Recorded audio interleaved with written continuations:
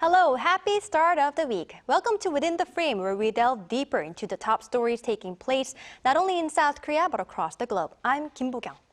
The biggest consumer electronics show in the world, CES, has roared back to life in 2023 after a couple of quiet years due to the pandemic. From a huge wireless TV to self-driving cars, the world's tech companies brought tons of innovations, hinting at the tech industry's true return to form. But the show was not just about strange and awe-inspiring gadgets. It served as a venue to let the world know what each category's future, mobility, healthcare, sustainability, and the metaverse would be like. For an in-depth analysis of this year's CES, which came to an end just yesterday, we have Professor Eric Kim from Hanyang University in the studio with us. Hello, Professor. Welcome to the show. Good evening. And we also have Richard Lai, Editor-in-Chief of Engadget Chinese, on the line through Zoom from Hong Kong. It is a pleasure to have you on the show. Thanks for having me. All right, let's get straight into the details. Now, Richard, CES was back at full scale for the first time in 3 years, drawing over 3,200 companies from 170 countries and regions. Since you have actually been at the site, how was the atmosphere there and how successful was it? Well, it was actually surprisingly busy. You know, obviously compared to last year, they had more than double the number of attendees. So it was very good to see such a lively trade show again. And of course, it's a very significant trade show for the consumer tech market. But while at the same time, it's not quite at the same level as what I saw 3 years ago, where, you know, back when CES had the last proper show before the pandemic. You know, it's clear that things are recovering. We saw a lot of companies turning up again. I saw a lot of familiar faces, which is always good, especially being stuck in Hong Kong for 3 years or so. Yeah, we saw a lot of interesting innovations as well. Overall, just a great experience. Right, it is great to hear that it is slowly recovering. Now, Professor Kim, the tech convention at Las Vegas is where we can experience a mixture of cutting-edge technologies and innovative gadgets, but it has become more than that, you know. It has become a place where people can get a sneak peek of the future. Now, what kind of future were we able to see, and what significance did this year's CES have, in your opinion? Well, I was pretty pleased to see that we finally could go see the innovations of CES after 3 years of a break. Over the 3 years, we probably experienced something very extraordinary in history. We experienced COVID, so survival was an issue. And at the same time, we experienced the climate crisis, which sustainability has become a huge agenda. And also, we have seen a lot of technological breakthroughs. So we were interested in how technology can either advance our society or sometimes even replace jobs. And we're getting into a recession, so people are also curious how technology can play a role in the recession. So these are all the very important factors that we couldn't confirm how the world is changing over the 3 years. So I think that this year's CES will summarize the innovations on mainly those 4 domains of how we can survive and become more sustainable with technology, and how we can expect more prosperity through the technological advancements through the 4th industrial revolution. Right, let's get into specific themes. Now, one of the major themes for this year's CES was mobility. The sector had focused on electrification, autonomous driving, and now software. Now, what kind of mobility future were we able to see at this year's CES? Okay, first we can think about fundamental things. Right? What does it mean by not having a driver in the car? And what is a car itself? And what does it mean being able to control a fleet of vehicles with AI technology? And I think CES will address those 3 main points. First, what does it mean by becoming a backseat driver and just having the vehicle drive for you? Then we'll have more time in the car. So think about what we do in taxis or when our friends or families are driving for us. We put more time on entertainment, we work in the car, and car becomes a space. In that sense, I think Honda made a great, innovation and ideation of how we can use entertainment components for electrical vehicles. And I also think that LG Display showed how, watching, contents in the vehicle will be the next breakthrough technologies. In terms of what is a car, BMW, I think, made a very interesting point of showing how we can change colors immediately. And maybe we will have problems in the parking lots losing cars, but it's redefining what car is. And Microsoft did a pretty good job in explaining how we can control fleets of automated vehicles or trucks or even maritime, ships to control the supply chain management and induce efficiency and sustainability. Right. Now, Richard, another big trend after the world went through COVID-19 pandemic was healthcare. Now, was this sector again shining at this year's CES? Very much so. I think the biggest surprise for us was the presence of toilet tech. By that we mean there's now some urine detection technology. These dongles, if you want, that you clip onto the side of the toilet.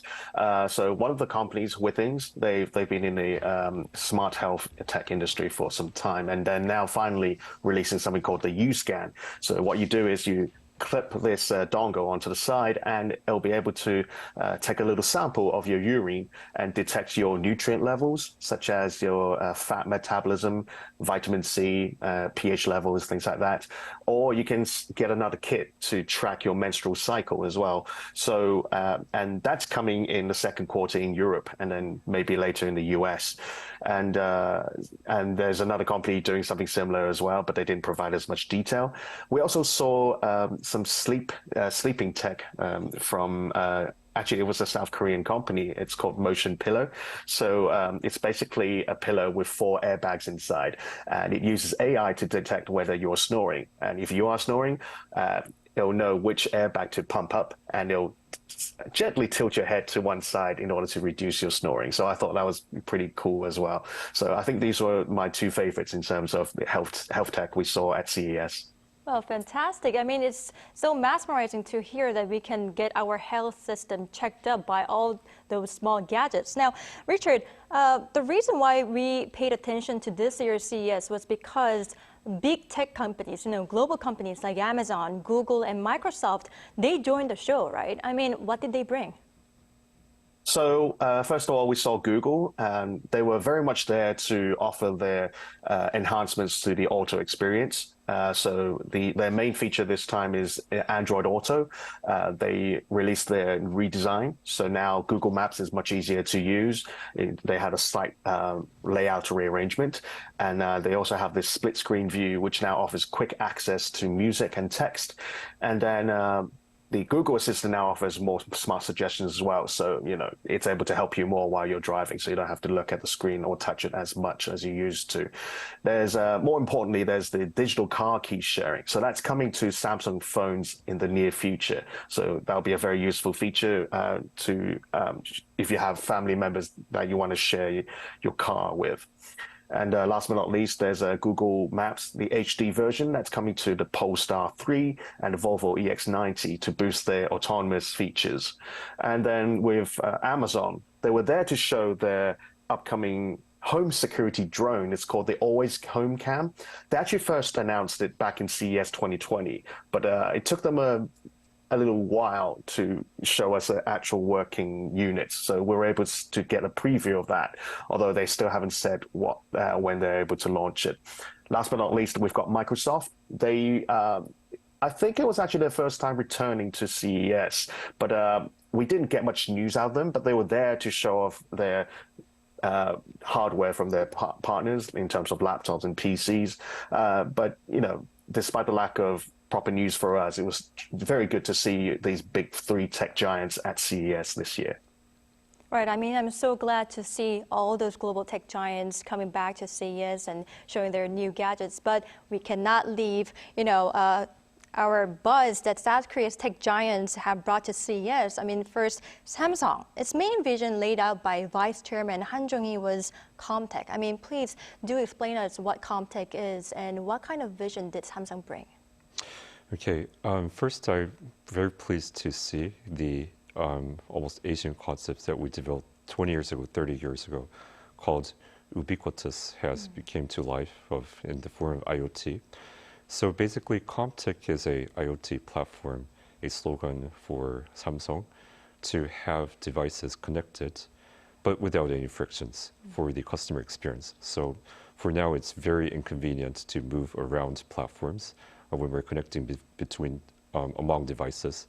But with the Comtech technology that Samsung is pursuing, they're aiming to have the connected experience seamless for customers so that they can maximize the experience within the Samsung electronics platform.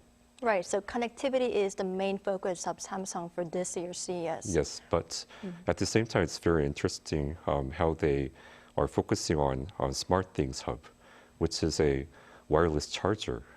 So we had a lot of discussions in the past, like 20 years ago, 30 years ago, of which form will be the hub of the electrical devices. We had a discussion that refrigerators will become the hub because it's always connected to power. Sometimes we had a discussion that the television will become the hub. But if you think about Samsung's strategy, Galaxy is their killer product. So it's natural to think that, okay, people always use chargers. Why don't we use that as the hub for connecting all electronic devices? So I think that was very interesting how Samsung concluded to have Galaxy-based products as their center of the IoT strategy. Right, interesting. But moving on to another giant electronics maker, which is LG. It rolled out 97-inch OLED signature MTV, which is the largest ever, and it can even connect other devices to TV wirelessly. Now, what vision did LG bring, and how surprising is this? Okay, LG is doing a very, very good job in developing the finest displays, with LG Display providing the finest displays. And of course, they're leader in the television market. So each companies are focusing on what they're good at. Samsung is focusing on Galaxy mobile phones, which they're good at, and LG is focusing on televisions as the same strategy to dominate the IoT platform. So LG's strategy symbolized as fun, which is first, unique, new. Strategy is trying to digitalize and connect all of the electronic devices through the televisions. So this is a very interesting, sharp contrast in this strategy, while Samsung and LG is pursuing for the same IoT dominance strategy. Right. Richard, now that we have heard the visions Samsung and LG laid out from the scene, what were foreign media outlets' takes on South Korean tech giants' visions and gadgets?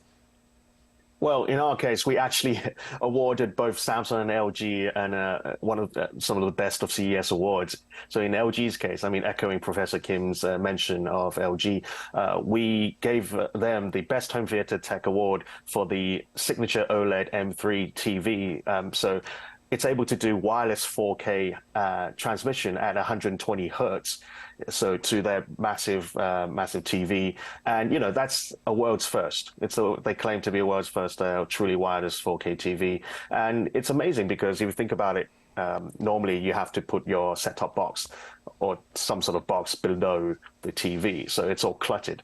But now you're able to have this box that's sat maybe next to your couch, and it's able to beam any signal straight to your TV. So essentially, the only thing behind your TV is just the power cable, which means you can mount your TV flush onto the wall without having to drill further holes. So it's gonna set a new benchmark in the TV market, I think. And in Samsung's case, we gave them the Best TV Tech Award for their micro LED tech, for its scalability and the fact that it's now entering properly the consumer market, because it ranges from 50-inch all the way up to 140-inch, just because of the nature of its scalability, and it's a very high-performing tech. It runs at 240 hertz, which is great for gaming as well. So Samsung and LG never fails to impress us at CES. That's pretty much a given for us, and we always look forward to what they unveil at CES. And this is no exception. Right, so good to hear that Samsung and LG never failed, audiences and visitors at CES. Now, moving forward, Professor Kim, an interesting feature of this year's CES is that we could have a taste of future of ships and ocean.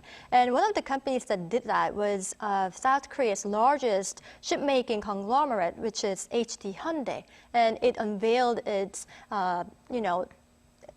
vision under the title of Ocean Transformation. Now, what is your takeaway for that sector? Historically, the country or economy that controls the sea controls the economy. Right. So I think that's a very bright strategy of HD Hyundai focusing on what they're good at, which is maritime business. And at the same time, maritime business has a large improvement that we can expect in the sustainability because depending on how we schedule the maritimes and how we operate the fleets really has a huge impact on global climate change. So I think that HD Hyundai is going on a right track of the sustainability strategy and also for the advanced AI technology. Their plan is to build a data platform of controlling fleets globally, doing scheduling, so it's going beyond just from a shipbuilding company to a data company. And also they plan to discover new opportunities in leisure and even residence and etc. Think about the conventional manufacturing model. We manufacture inland and supply overseas through maritime or air transportation, sometimes railroads, but if we can do manufacturing on the sea and then mobilize that factory to near the sources, then that's going to be also a great innovation. And that line they're aiming to generate $60.6 billion by 2030 with the ocean transformation strategy. Right. Since you brought up sustainability while you were talking, it was a keyword that was laid out in every aspect of this year's CES. And how did companies unveil their strategies to, advance their sustainability goals at this year's CES? Eventually, sustainability is not a matter for one company. It's a universal, goal for all companies, because the customers require sustainability, the investors require sustainability, but more because companies have to be more responsible and accountable for the global climate change. So I think it was really interesting how John Deere, a agricultural device manufacturing company that's more than 100 years old, claimed that they're going to be a sustainable business through AI technology by doing agriculture with automated, unmanned vehicles, tractors, etc. And utilizing the power of data analysis, we can do things more efficiently, which means that we need to use less tractors or vehicles in the manufacturing or agricultural industry. So that's the main goal, how traditional businesses are moving towards advanced businesses. And I think that the case of John Deere really symbolized this year's CES on how the transformation is going through. Right. So we set a great example, John Deere. Yes. Well, Richard, we need to tap on metaverse. Steve Koenig, the vice president of research of CTA, he said the metaverse is closer than we think it is, and it said it is going to advance with two main pillars, which is first virtualization and the second immersion. Now, how was metaverse shown at this year's CES, and what is your takeaway for that sector? Well, as we all know, VR is the main gateway to the so-called metaverse. I mean, metaverse right now still isn't quite there yet, but at least we need to lay the foundation. Now, on that end, at CES this year, we saw HTC launching their new VR headset, which is called the Vive XR Elite. It is their lightest ever all-in-one standalone VR headset with mixed reality capability. By that we mean, so it's not just metaverse, but also interacting with real life. You see graphics laid over on top of real life objects. What this means is you're adding more versatility to the application of metaverse, while at the same time you're making the VR experience more comfortable because it's so much lighter now, so much thinner, and they've made the battery hot swappable as well, which means it's much easier for you to use both at home and potentially in arcades, in shops. So, because you have to make it very, very comfortable and easy to use in order to increase the adoption. And in terms of immersion, there's another South Korean company that I caught up with, which is called B-Haptics. They've been making tactile VR suits for in the past 5 years or so. And at CES this year, they announced the Tac Glove.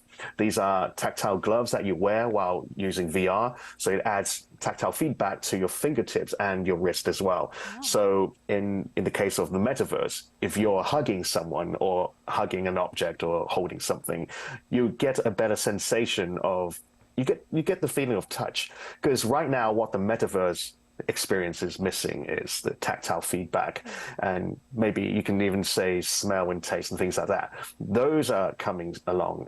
I think someone made some similar announcement along that in that field. But from what I saw, I was able to get a sense of touch in the VR world, in the metaverse world. So metaverse is slowly coming along. All right. Unfortunately, this is all the time we have for today's edition. Thank you, Professor Kim, for your insights. Thank you very much. Yes, and thank you, Richard, for your insights as well. We appreciate it. Thank you. Yes. Now, that's all for Within the Frame tonight. Have a great rest of the evening, and we will be back tomorrow with more in-depth stories on the issues happening in South Korea and, of course, around the globe. Thank you for watching, and goodbye.